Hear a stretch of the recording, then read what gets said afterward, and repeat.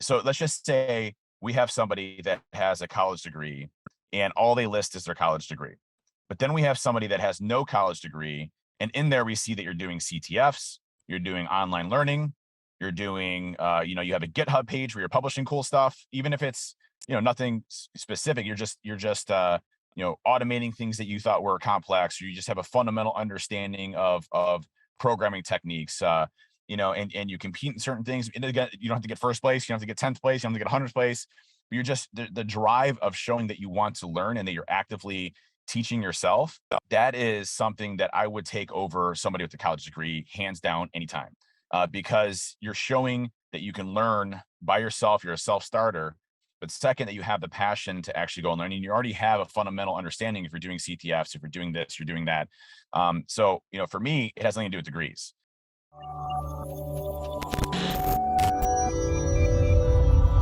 Welcome, welcome, welcome, people that are joining us today. Good morning, good afternoon, good evening, no matter where you are, good day to you. I always like to start this out, which is, where are y'all located?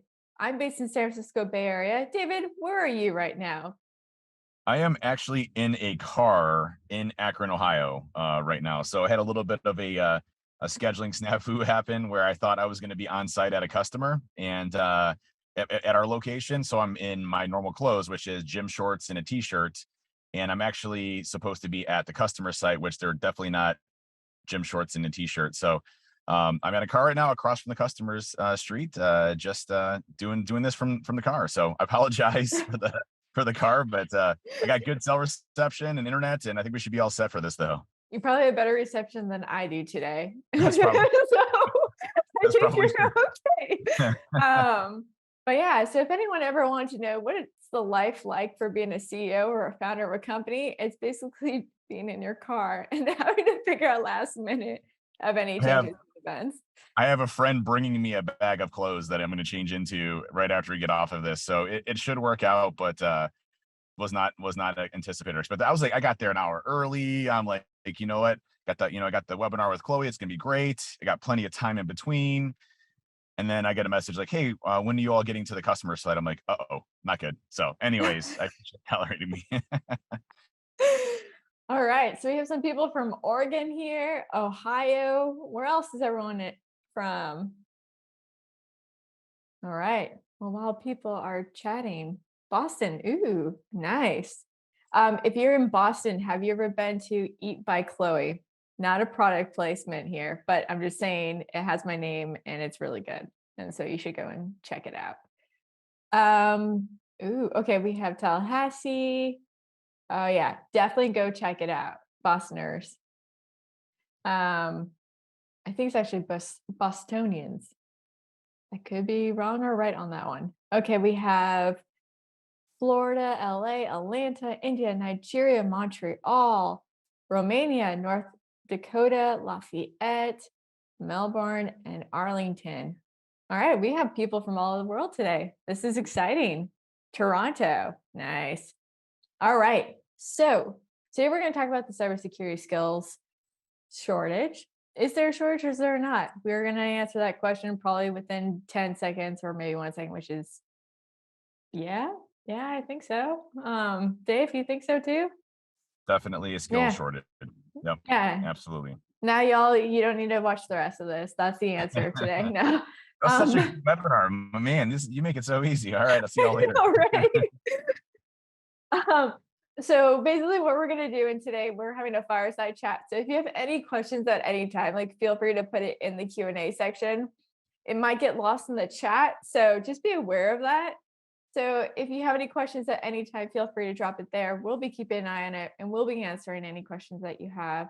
But let's first talk about the first question, which everyone is here for, which is, yeah, skill shortage is a real thing. It is very much apparent in cybersecurity. A lot of times when we think of like a shortage of personnel, what we mean is we have a shortage of skills that's happening. And that's why we're having the shortage of personnel. And so David Kennedy, as y'all may know, he is the CEO and founder of TrustedSec. And so he's going to be able to share a little bit more on this front. But also, he had this tweet that went out a good number of months ago, which grabbed a lot of people's attention about the shortage of skills in our field and how we need to start working towards fixing that. So, Dave, what created you to write that tweet? It's a good question. So I run two cybersecurity companies, TrustedSec and Binary Defense, and both around 150 to 200 people each in each company and organization, and we're growing leaps and bounds, which is a great thing to have.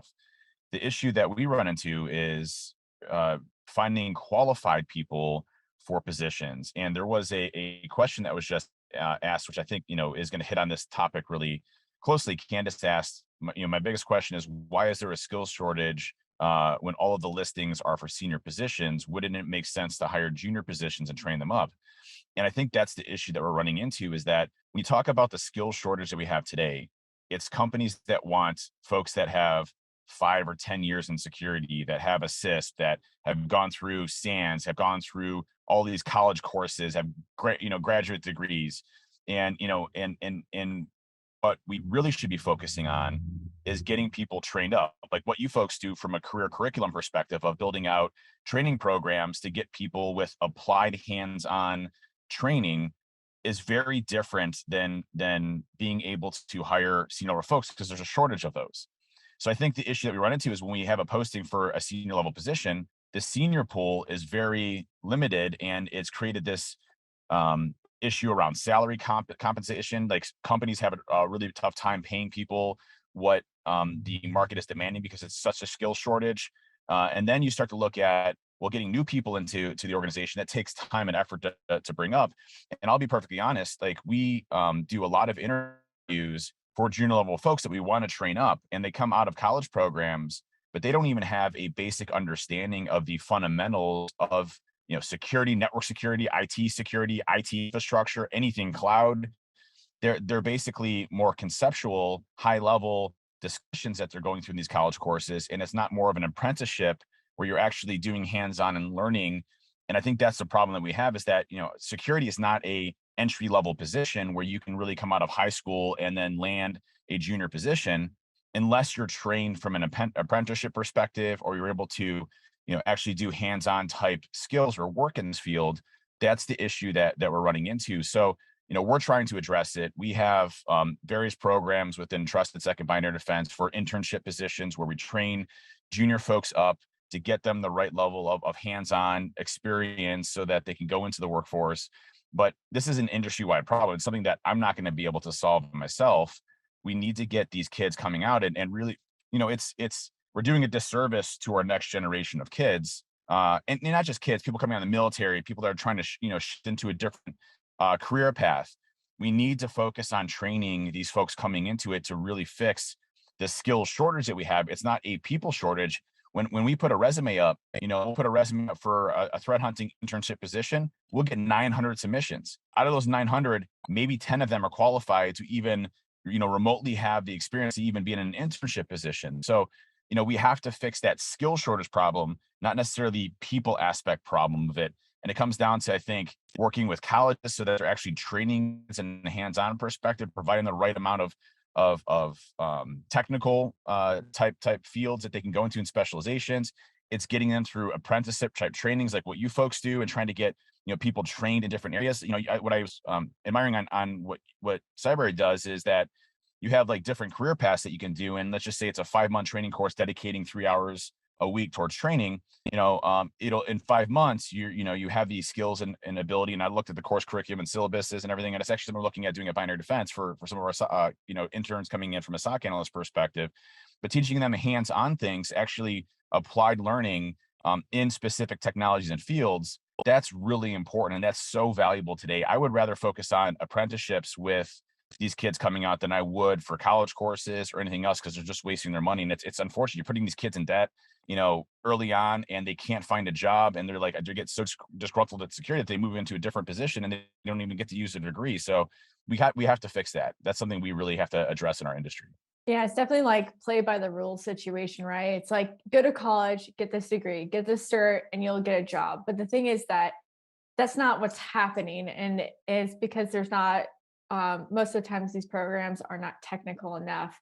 But the other thing is that you have hiring managers that are like, we need someone to start on day one and knows how to do everything. But the reality is that for almost every single job out there, that doesn't exist. In the reality, you are supposed to start training them for at least for the first 3 months while they start their career at that company and in that role. Even if it is the same role that you had at a previous company, those 3 months are your training and your onboarding. So it's kind of one of those things where you see these, we're looking for entry level folks. We're like, but we need these years of experience. Also, we want all the following things too, as well. And then they're like, I can't understand, why can't I find this person? And it's one of those things at the end of the day, it's, 2/3 of your security team are, entry and junior level. So the best way how you could do that is really just invest in them. And it's one of those things that I don't understand why it's so hard to understand that part, that we have to invest in people so then they can get their skills, so then they keep us safe and our security team safe, and not just expecting a unicorn to pop out and be like, hey, I saw your entry level role and I want to apply and I have 5 years of experience and I want you to pay me that entry level salary and I have all the skills in the world. That's not happening. So what can hiring managers, what can they do besides, invest in like a training program like such as Cyber and others? Well, I think it's a combination of training is one aspect of it, getting the people the right amount of skills to be able to do it, but it's giving folks that are hungry and eager to build their careers, to learn, to contribute to making the world a safer place and helping protect organizations and companies. It's those types of folks that you want to hire in your company, that you want to spend the time to actually go and promote them through. And here's the thing, if you look at kind of like the different generational gaps, and everybody talks about like boomers and everybody else, I think I'm in the boomer category or something like that now. But anyways, the newer generation of kids, I hear, a lot of older folks complain about them as like, oh, they don't want to work there. And just no, it's actually the exact opposite. They want to be part of something that they can contribute to and that they have a meaningful role in it because they want to accomplish something out of life. They want to be in a company that supports what they want to do, their initiatives, and how they work from a work ethics perspective. And I'll tell you, some of the best kids that I've hired that are some of the smartest, most brilliant minds that have ever came from this generation. This new generation that's coming out of school, and it's finding those kids that are eager to learn and want to be trained, and then from there giving them the access to be able to do that. Giving them access to people so that they learn from others, being able to give them access to training so they can learn from others. But that requires you to have a program within your organization that can ingest those people, that can have essentially mentors within that program, and that will eventually build them up from a knowledge and expertise perspective. And those are some of my most loyal folks. You give them the opportunity to come in. I think it's really something that is special because you can really help these folks getting into the industry, but also create that loyalty and great culture that you have within an organization to maintain those people and maintain that talent. I agree. And like a couple of cases I've heard in the past few weeks are that people are going on YouTube to learn these skills for their work. And what they'll do is, because they're looking for something affordable and accessible, YouTube is free, right? So they go to YouTube and then they're like, oh, I'm going to learn how to exploit this situation. And then what ends up happening is they download a tool that's malicious. And so we see that a lot too for people that are just starting, because they're eager to learn, but also they don't understand also that this is also an entry point for something malicious to happen to them. So it's definitely one of the things that came to me when I read this other question. And Dave, this is to you. Are there skill shortages in non-technical roles in cybersecurity? And are there non-technical roles in this space? And absolutely, like, when you're joining, you need to understand our industry as much as possible, the hacker space, the executive corporate space, or we call suits space. You need to understand both parties. So then you come in safe, protecting yourself, but also to know about the different roles that exist that are non-technical too. Yeah, I agree with that. I mean, from a non-technical role perspective, there's plenty. I mean, even just specializations in sales and marketing, in cybersecurity, or IT and governance that may be less technical in nature, where it's more building security programs and interfacing and liaison with the business. One thing that's been very popular in a lot of organizations, especially in the financial industry, is BSOs, not CISOs. So business security officers that are basically the business liaison between security and communicating their initiatives and how do you interface with the technical elements of security with business operations to help promote security within the organization, security culture, and everything else. So there's a lot of different roles that aren't necessarily technical in nature, but require a vast understanding around the cybersecurity field and how to navigate that. And I think that's equally important. At TrustedSec and Binary, we have sales and marketing folks that specialize in cybersecurity. They're very hard to find. It's hard to find sales folks that are specifically dedicated, to cybersecurity. It's hard to find people that are specifically dedicated to PCI, for example, or other areas. So, again, more on the technical nature, but on the PCI side. But again, there's a lot of different roles here that really play a big part in what we consider cybersecurity today. And hacker culture is definitely a part of that. And even in hacker culture, so much, on the technical side, there's so many different specializations. I mean, you have mobile security, you have forensics, you have incident response, you have threat hunting, you have web application security, mobile, you have penetration testing, you have defense, you have monitoring detection, you have SOC analysts. There's so many different professions and specializations and skills in our own industry that, to get and that's, I guess that's the issue that I run into with colleges is that, you get this broad swoop of everything, but you don't even really know what you like to do or what your specialization is to home in on that trade craft of what is going to make your career successful. You kind of have an idea of, hey, there's all these things out here, and you know a little bit about each individual one, but you really don't know much about a given subject or what you actually enjoy doing. So again, it's kind of a fundamental problem of knowledge and homing kids into more of a applied hands-on or areas that they really want to be successful in. Yeah, I've had conversations in the past where people will reach out and they're like, "Oh, I want to become a pen tester," and they're like, "I'm going to go to get my master's in cybersecurity." I'm like, "Why do you want to get a master's in cybersecurity?" "Oh, I want to understand more about pen testing and get into it." I'm like, the best hackers in the world don't know how to code. Many of them don't. And then also, additionally, not all of them have college degrees or even certs for that matter. Like most attackers, do you think they're like, "Oh, I can't do this until I get my cert, like a college degree?" No, it just basically is being curious. And that's the one thing about security teams is that we're seeing more and more job postings out there that aren't asking for you to have a college degree. They're asking you to just be willing to roll up your sleeves and learn. But also, you can always tell in a job description when they're like, "We also want to invest in your time and to keep you training. So we're willing to work with you." And it's nice to see that once in a while. It's rare, but it's fun to see. Yeah, I think when you look at how people want to get into this industry, and there's a question there I think parlays into what we're talking about here around what are the fundamental skills to look for from an entry level perspective? What are you looking for from an entry level perspective? And like what entry level certs?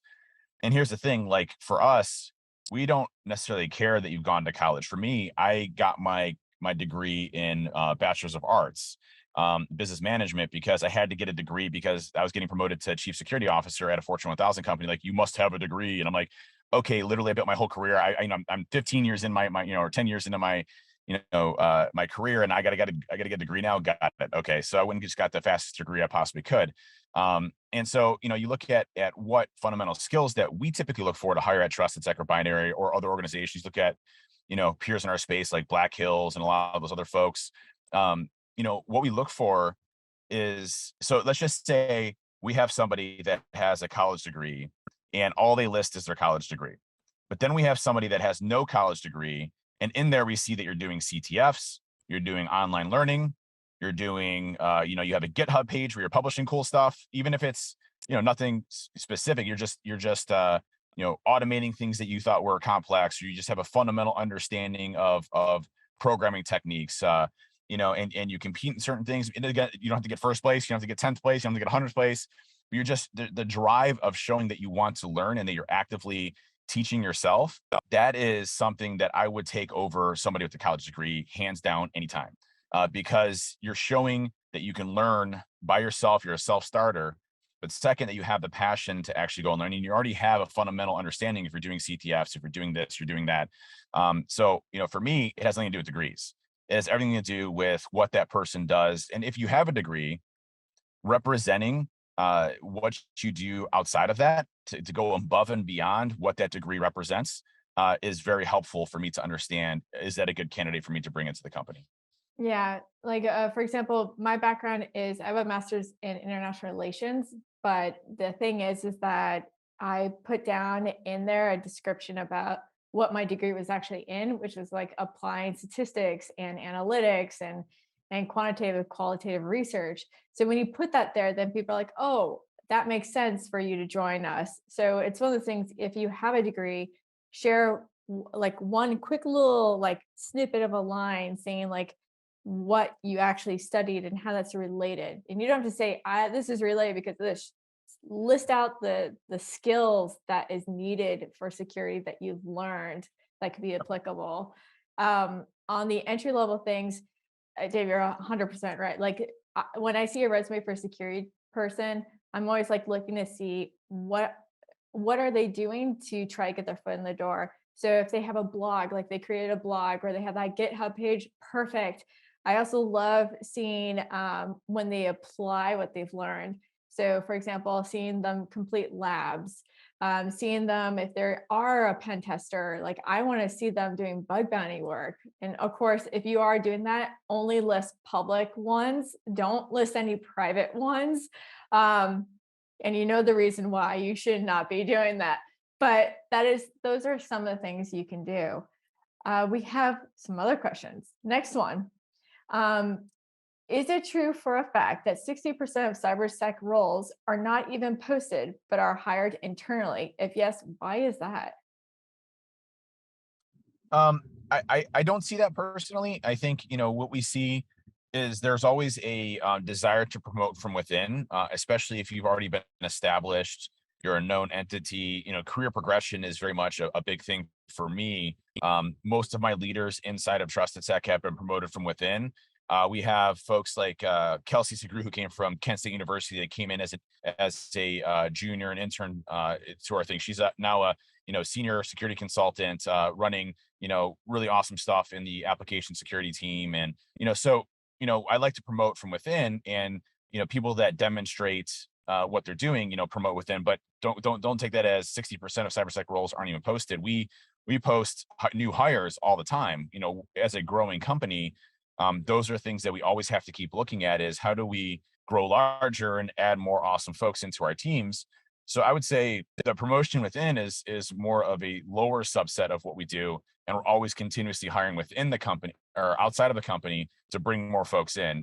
And we'll see that too, continuously at other organizations. What we're seeing right now is actually like a pooling of people all over, because we're at such a skill shortage of things. So you'll have, a cybersecurity team, and then all of a sudden now you get this company that gets some massive VC and it's like, oh, I'm going to pay double your salary. So they go after these companies and they hire these companies and pay them insane amounts of money just to come aboard. And then you'll see, new job openings being requested, for filling that back gap.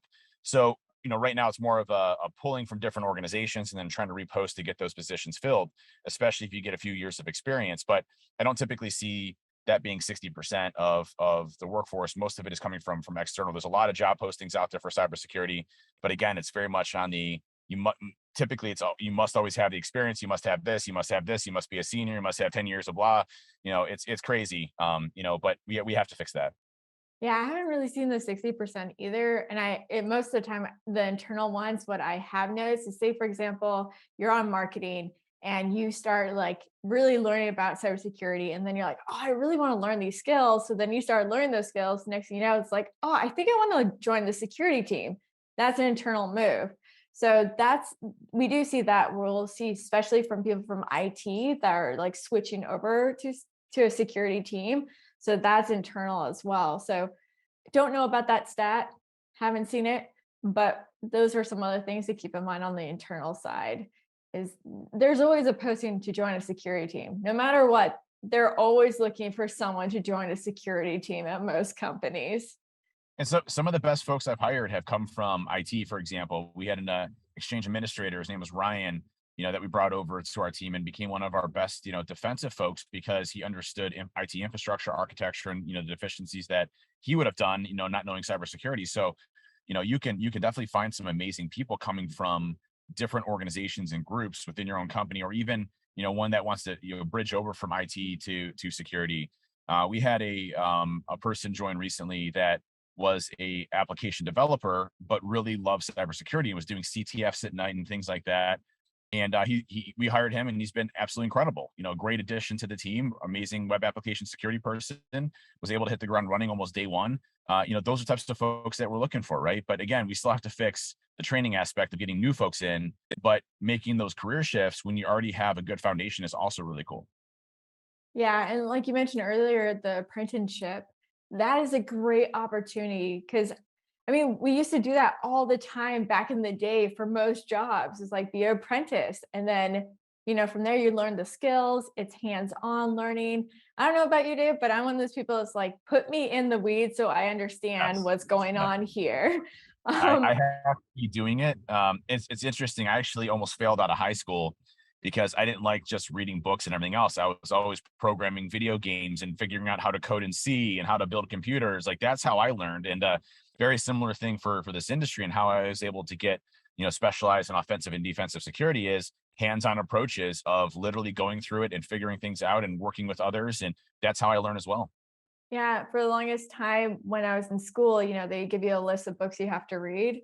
And I was just like, oh man, I cannot focus when I read. Maybe I have a problem. And then what I found out was that when I start reading nonfiction, I don't have that problem. So it's one of those things that like you have to be passionate behind it. If you're not Yeah. passionate about what you read or what you're learning, then maybe that's a hint that this may not be something for you. And that's okay because that's just you and you're getting to know yourself. And I would say, like, the one question I get a lot on social media, well, the DM saying, like, I want to be mentored, I want to get into this space. And then I always ask on the technical side, what are you looking at? Are you looking for a red team, blue team, purple team? And they're not aware of those three. And so it's one of those things that I don't know, Dave, I'm sure you probably get that question too. It seems like a very common question people ask. What are some tips that you have for people that are trying to go into one of those three? Yeah, I think you hit on a point there that is extremely important, which is, find what you enjoy doing. Because if you don't have the motivation and passion for that specific thing, you're not going to apply yourself to that and be the best you possibly can be at it. It doesn't mean that you won't be successful. It doesn't mean that you won't, be able to go through that career. It just means that, for me, I'm the type of person that I have to love what I'm doing. And if I do, I make it my hobby or my habit that I get into, and I focus in on it. And I really loved, the early days of offensive security because you're figuring out new things, you're coming out with new exploits, you're writing CVEs, you're doing all this really cool stuff that no one has ever done before. And it was just so high speed and fun and exciting. And you're going into customer environments and you're just being a hacker and physically breaking into facilities. For me, it wasn't a job. It was what I enjoyed doing as a hobby, exploring and figuring things out. So I think, finding what you like to do in those areas and homing in on that first and foremost is really important. I had someone reach out to me recently and they're like, hey, I've seen how successful you are. I'm gonna tell my kid that he has to go into cybersecurity. So what do you recommend for a degree? And I'm like, that's probably the opposite approach of what you want to do. Like, make sure he actually wants to get into cybersecurity, that he enjoys cybersecurity. And then, I'll be happy to talk about a career path for him in that type of situation. But, at the end of the day, enjoy what you do, love what you do, and kind of home in on the skills that allow you to be successful. And then from there, it's a hobby, it's a habit, it's something that you enjoy doing, a healthy habit, and that will make you very successful in your career. For me, I applied, I'd code on airplanes, I'd code at the hotel rooms, I'd code when I get home. I enjoyed doing it. I loved releasing new versions of the social engineer toolkit or Magic Unicorn, or writing, a book with a couple of friends, on the Metasploit book. And that's the stuff that I really enjoyed doing because it was always challenging my mind to do something that I'd never done before and to learn something different. And the best advice I can give folks that really struggle with that is that frustration is a sign of learning. Frustration is a sign of pushing yourself to new limits. And believe me, I have been frustrated many times doing things that I think I could never understand. Look at like HD Moore in Egypt and frack articles on like 0-day data execution prevention bypasses. And I'm like, these people are so brilliant, I'll never understand it. And I'll sit there for, a week in the basement. I'm the biggest dope, I'm the biggest idiot in the world. Then eventually, after all that frustration, I figure it out and it makes sense to me. And after that, you know something that you didn't know before. It's kind of like that Matrix moment where they put a thing in the back of your head, and all of a sudden now you know kung fu. It's one of those things that frustration can be a good thing to motivate you to push yourself to get past that. And when you're past that, you now have a new skill that you've learned. So, cybersecurity isn't easy. It's not something that you can learn overnight, and it's something that you continue to learn every single day.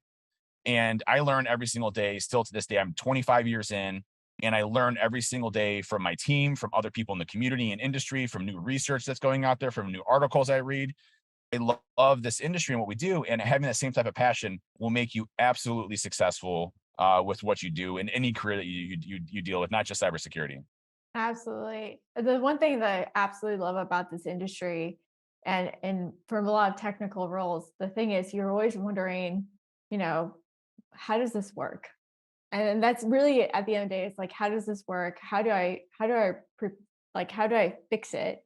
Also, it could be one of those things like, how do I prevent something bad happening? How do I break this? So think about it this way. I always tell people, like, think of on your personality. Say you had like a t-shirt and you see that there's a string coming out. Are you one of those people that's like, I wonder if this is the string that unravels everything and the shirt comes undone? And if you're one of those people that's like, I'm going to pull on that string and find out because it's annoying me, and I'm just curious, um, maybe pen testing might be good for you. If you're more of like, oh, this string is loose, this could be a problem. I'm going to sew this up and protect it from falling apart. That might be one of those things where you think of defense. Also, if you play chess, if you're about very protective of your pawns, and this is just something I've talked with other people. There's no scientific proof of any of this, by the way. But say if you play chess, if you're one of those people that wants to protect your pawns, like you don't want to use them to, be aggressive in your game. Um, Maybe a blue teamer might be a good thing for you. If you're more of like, I'm gonna sacrifice this piece, and this piece, so I win this game. Red teaming might be a good one for you. These are some things to think about. Think about how your personality is, and then start from there. We got some more questions. Okay, next one. For something like a pen tester, is coming in with a cert like an OSCP enough to get a job as one? What are ways we can demonstrate our skills? I think it goes into I think we kind of hit this a little bit before, which is it goes into kind of the whole picture that you're painting there. So the OSCP, great certification that you could look at, to learn hands-on in approaches, but is that the only thing that you've done, to kind of demonstrate your skills and performance? And so the answer to that would be no, with the caveat. With what else have you tried to do? Have you done a lot of online learning? Have you done CTFs? What does that look like? And then, for us, we have practicals that we have our folks go through where they have to go through, a more of a simulated environment where we can look to see as their hands-on approach, what level are they from a skills perspective, and how much training is going to be involved, for us. And when we're looking for certain positions, I want to be able to bring in as many interns as I possibly can and train them up from ground zero, but we can't always do that. Sometimes we need senior level resources. Sometimes we need, folks that have been in for a long time. So, it can absolutely help certifications can absolutely help you and build and tell you that story, but it's just one part of a lot of other things that make up who you are as a person, your interests, your hobbies, and can we train that to be very proficient at what you do in the job. Absolutely. I'm just going to say ditto. That was a good one. Okay, next one. Hey, I'm currently working as a SOC analyst and I want to move towards the business side of things, taking cybersecurity with me. What should be my next move? I've already done my bachelor's in computer science. Should I move towards my master's? That's a great question. I mean, it depends on the business side. Are you thinking more on the executive side and still in security? If so, like maybe you want to take a look at like what Dave mentioned, being a BSO, CISO. We do have a career pathway for people that are wanting to become CISOs or learn what it's like to be a CISO and the skills you need to know. Yeah, Dave. Anything to add on to that? Yeah, I mean, I think from a degree perspective, a master's, if you're staying within, academia, might be beneficial. I think for a corporation or company, it's not necessary. Um, there's kind of two paths you go in your career. One is, staying technical, and people. So there's some folks that love to do that forever, just want to stay technical their entire career, and that should be a career progression thing where you can continue to be the best you possibly can be in your technical ability. There's others though that, and this is my area of kind of nitpicking in the industry. We have a lot of folks in the business side of the house that never were in cybersecurity, so they don't understand the ins and outs, the risks, the challenges, what real risk or business impact is based on what you're seeing. So you have a lot of poor decisions being made, I think, in a lot of these companies and organizations because you didn't have that foundational experience. So for those that want to bridge over into being more on the business side, I'm much more desirable to promote folks that have a background in cybersecurity to get there. I don't think between a bachelor's and a master's degree would make much of a difference for me personally. I think communicating that you wanted to be a leader, that you wanted to get more into the business side of the house is a noble goal to shoot for, and you start to build out a plan to get you there. Maybe it's more interfacing with customers and liaisoning. Maybe it's working with different business units to see how well that works from a communications perspective. I'll tell you, one of the biggest things that made me successful in my career was my ability to be very technical, but also communicate very technical things to people that didn't understand the technical aspects. And taking very complex things and boiling it down to somebody and having them be interested in it from a communication perspective is a very difficult thing to have. But those communication skills are extremely important. And I don't think we teach our kids a lot of that today. A lot of the kids that are coming out, really should have social interaction skills to be able to communicate those types of things to an organization. Because at the end of the day, let's just say you're working for, a company. A company has to deal with thousands of risks all the time: supply chain risks, legal risks, everything else. Cybersecurity is one slice of 1,000 slices that a business has to deal with every single day. And so, being able to communicate what those risks are in an intelligible way, increases your chances of being a leader within that organization because you can do that. And that's actually how I got my first CISO role at a Fortune 1000 company. I was a super technical person, but I communicated to my board. I would have board meetings, and they loved my presentation style and the way that I showed our progress and performance. And when my CISO departed, I became the replacement and got promoted to CISO because of my ability to communicate and to lead the team. So, you get those opportunities not that often. I got very lucky on that side. But at the end of the day, it's because I was able to really communicate and be a leader within my team and to get more on that business side and understand the business, which I think made my career much more. Yeah, definitely on that one. I even know people that became CISOs that were like VP of sales, believe it or not. But that was just, it's because they know how to communicate. They know how to show the risk and like put a dollar amount next to it. Also letting the board know the importance of like investing in certain parts for the security team. It's really about communication and being able to lead. So if that is something of interest and you want to go on the business side in management, honestly, check out a lot of leadership books out there. And then also, um, you know, communication is the most important thing when you switch over to a business side. Next question we got. I certainly didn't pose the question targeting TrustedSec, and 60% is more like a metaphorical value. I do agree from certain roles, only trusted people are required, yet it's unfair to the candidates who weren't at the right place, right time, although they're really qualified and skilled, perfect, tailored to the role. Yeah, unfortunately, you'll go through your times where you'll be interviewed for a job, and sometimes they'll ghost you, which is unfortunate, and it shouldn't be something that should be happening at all.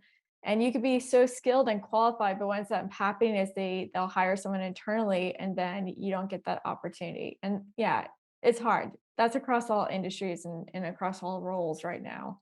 But you just keep on trying. Every time you get a rejection, if you can, or if you don't hear anything like they ghost, keep following up. And then also, what you want to do is ask them, if you do find out that you're rejected, ask them, can I know what were some of the reasons behind it?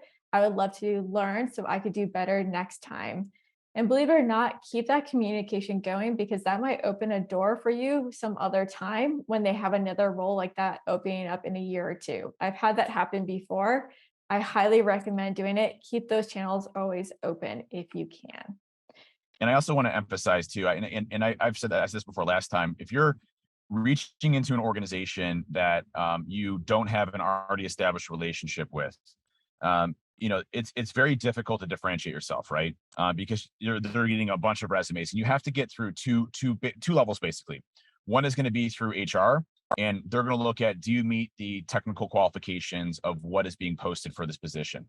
So as long as you get past that, that's good. Now you got to get to the hiring manager, which typically will have an understanding of that role and what it is. For me, and there's a lot of disagreement and a lot of agreement, so it's a mixture of things, but I can tell you as a hiring manager myself, I really enjoy cover letters, and because cover letters are your way to explain who you are aside from your resume tells me your experience, but your cover letter doesn't tell me anything, or the cover letter tells me everything about you. So why are you interested in joining my company? What would you bring to my company? Why are you qualified for this position? And ultimately, what's your passions and skills that you can bring to us that we could, teach you and learn, have you learn from and everything else?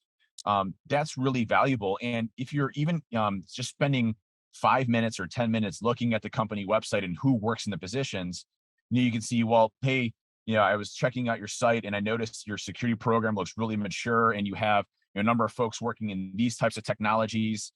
It's definitely something that I'm very interested in getting a hold of. That shows that you care about the company that you're applying to, and that's going to get you an additional step past what you typically would, I think, without that cover. Absolutely. Our next question.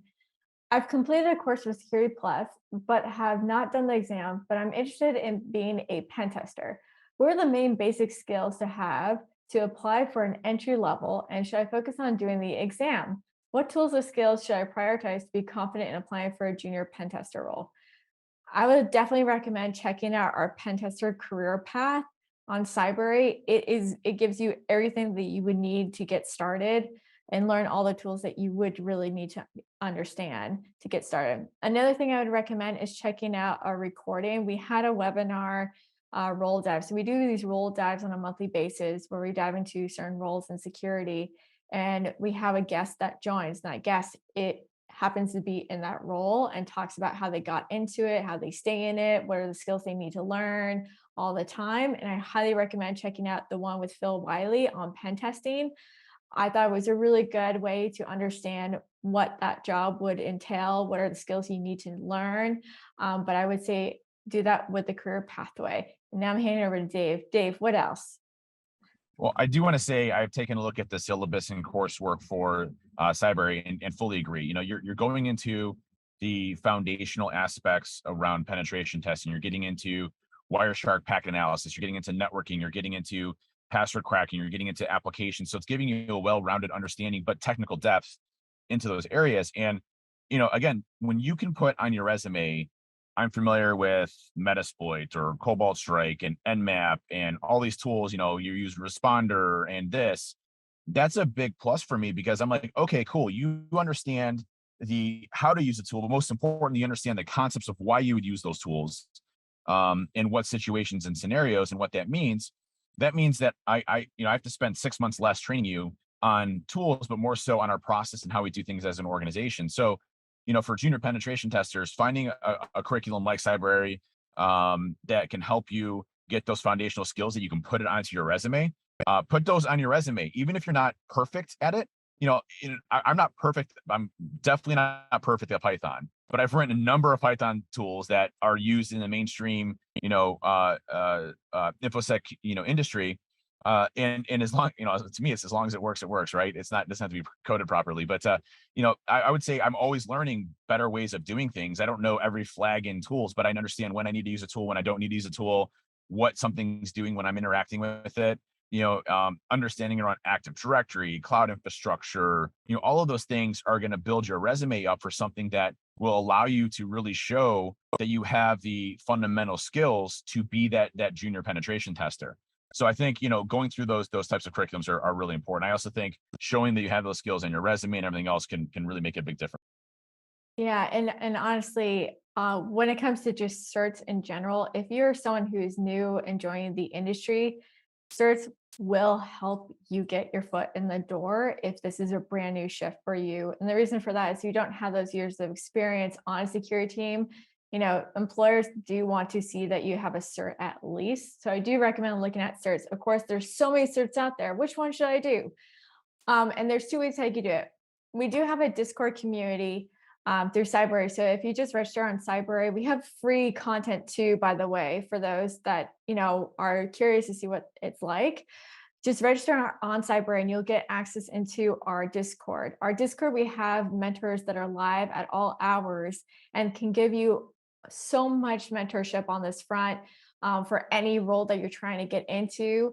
Also, there is a channel dedicated to pen testing. So that's also a great place to check out. There's also a certs channel. So you can also ask about that. Another thing I would recommend is don't be shy when it comes to our community. The hacker community is just a wonderful place. Reach out to some of these people, like Dave, for example, DM him, ask him a question. You could DM me, ask a question.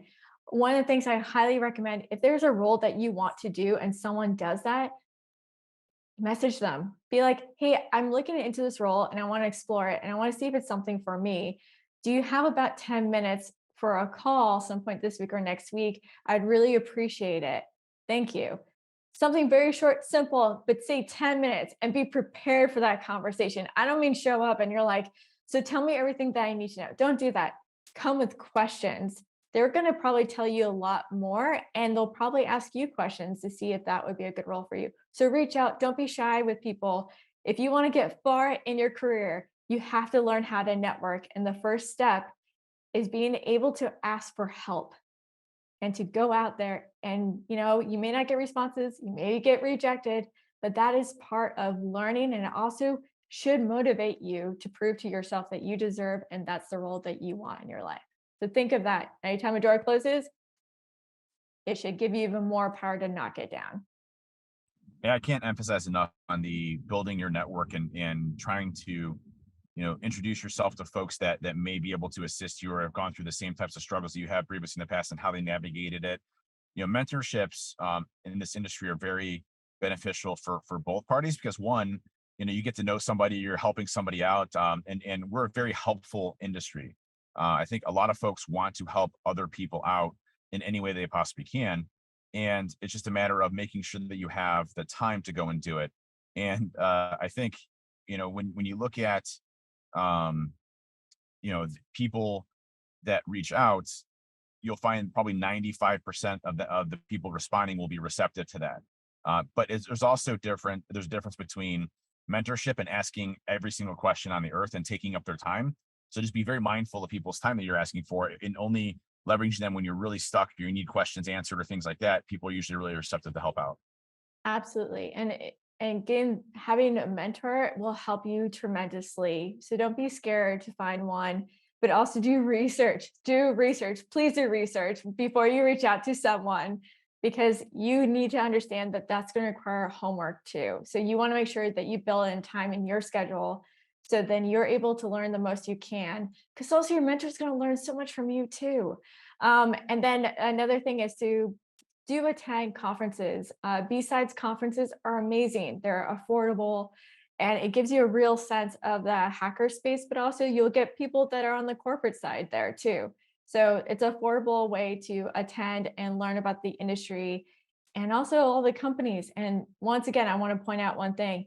Almost every single company is looking to hire people on their security team, no matter what. So go up and say, hey, hi. All right, next question. We have so many.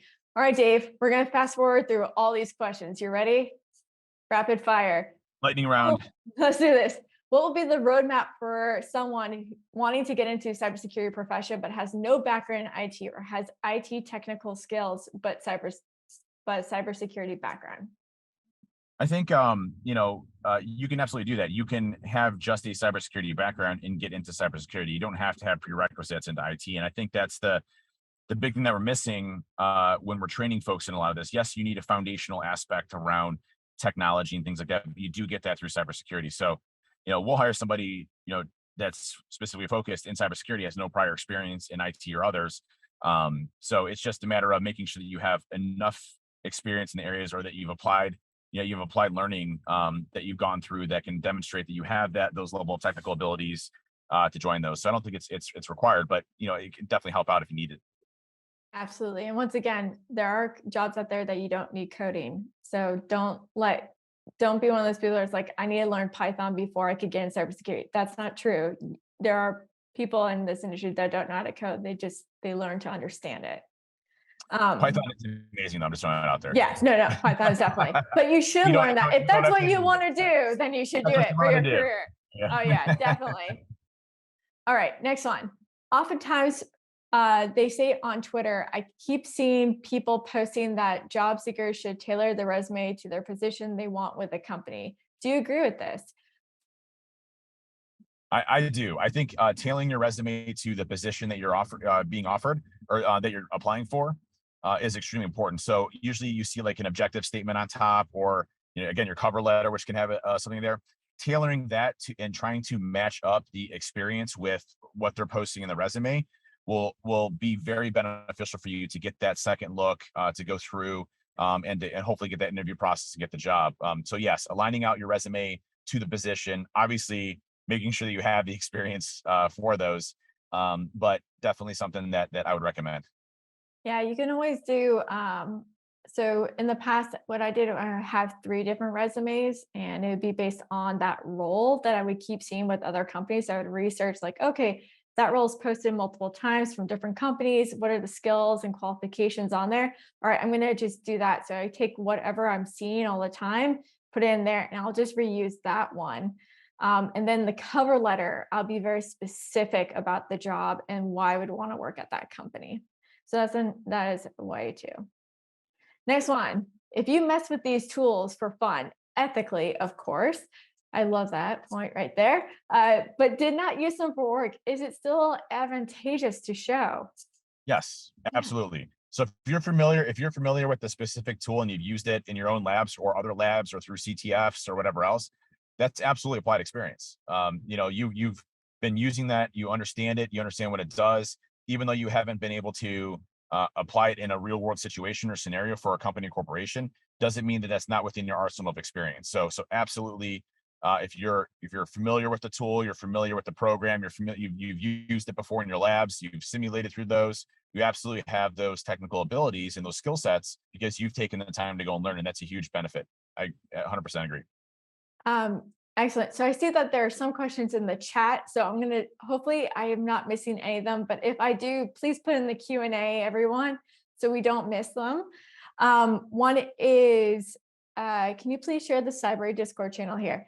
All you have to do is just register on Cybrary. Like I said, all you need to do is make an account, and there you'll get access to get into our Discord community, and that should do the trick for you.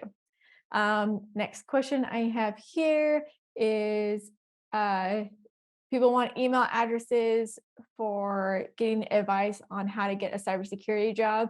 I believe those were shared later on in the chat, so you all have it. And another thing that I should mention is if you are thinking about joining cybersecurity, there's one book I always recommended people to read, which is the First Tribe of Hackers book. It gives you a real idea of different roles and how people got into space, what their job looks like, the best advice that they could give to people and they wish that they knew when they started. And basically it's all different type of roles, even like people in business operations in security companies are also in there as well. But I really do recommend it to get an idea of anything else. Is there any other books that you would highlight in particular, like one that stands out so much to you, Dave? There's the Tribe of Hackers is a really good set of series, I think, for cybersecurity experiences and books. You have the blue team, red team ones. You have a lot of different people kind of going through their experiences and what they made them successful. I think it can provide a lot of perspective and experience. From the business side, there's a book that Chris Nickerson from Lars Consulting originally. Indy303 on Twitter had mentioned to me when I was first starting my company, and it's called Rework by the folks at 37 Signals. Now they've gone through some issues lately, so they probably should have read their book again prior to those. But the book itself is actually really good and highly recommended. It's a real short read, but it's really about how to get things done, how to accomplish things in team settings, and how to work together from a business perspective that applies to development, applies to technology, applies to cybersecurity. I really like that one because that's kind of how I lead in many ways in my role. So Rework is a really good book that I heavily recommend. There's another one that comes to mind. It's 97 things every info. Oh God, I will find it for y'all in a bit. We did get a question, which is an interesting one. Is there a link between AI and cybersecurity? Depends what your definition of AI is. That's what I would ask next. Yeah, yeah. I think Go for it. I think there are applied concepts for machine learning, being able to take structured data and to be able to apply large data sets to be able to make informed decisions, especially from a defensive perspective and telemetry data. When it comes to artificial intelligence being used in applied principles in cybersecurity, I haven't really seen it yet. There was a lot of talk around Cylance creating artificial intelligence and this type of stuff, and they kind of fizzled and faded out. I just, don't think that was something that was going to be sustainable. And it's not that they're gone completely. It's just, you don't see them as much as you traditionally would have before in the past. So I don't really see it yet. It doesn't mean that there won't be, but when you're looking at kind of our issue, it's consistency around the data. And I think data telemetry is really important for us. And I think machine learning can help out a lot with whittling down false positives and understanding what type of data we have. But at the end of the day, not yet, not yet. I found the title for the book and I'm putting in the chat right now, which is 97 Things Every Information Security Professional Should Know. That's a good one if you're trying to figure out if you want to be in a more of a business ops role or like an executive role or management. But they definitely have technical folks in there too, talking about being on security teams and different roles. So I'm dropping that one in here in the chat. Well, everyone, just want to say a big thank you for coming and joining us today. Thank you so much, Dave, for coming back and joining us on this Such an honor. fireside chat. I'm Yeah, sure thank you I'm so going much to for be, having me. yeah, I'm just going to be like, hey, Dave, let's do this again. So be Anytime, prepared. anytime. It's going to happen again. It's always lovely to have you. And everyone, if you're interested in learning more about David, his socials are in the chat. And by socials, I'm not talking about social security here. I'm talking about his social media. So anyway, feel free to reach out to him at any time. And yeah, and if you have any questions at all, feel free to reach out to me as well. And thank you for attending today's session. And I hope you learn a lot. And we hope we answered all the questions that you have. If you do have any remaining questions at any time, do join our Discord and go into our lounge channel where I can answer any of the questions that you have. And our mentors are there on standby. Thank you, Dave. And thank you, Thank you all very everyone. much. Have a great day. Take Have care. a good one. Bye. Bye.